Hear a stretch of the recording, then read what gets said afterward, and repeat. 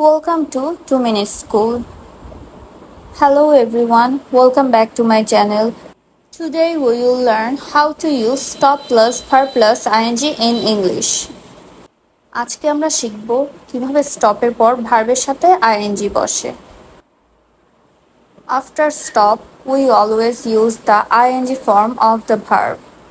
Stop plus verb plus ing means to stop doing something. অর্থাৎ স্টপের পর আমরা সবসময় ভার্বের সাথে আইএনজি ইউজ করব। Stop plus verb plus ING থাকলে বোঝায় যে কোনো কিছু করতে নিষেধ করা।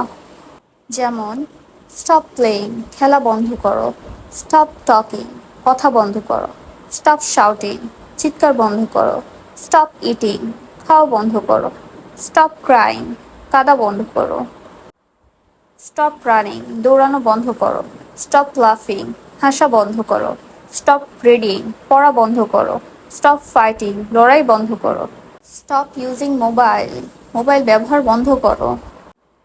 Thank you for watching. Don't forget to like, share and subscribe for more English lessons. By.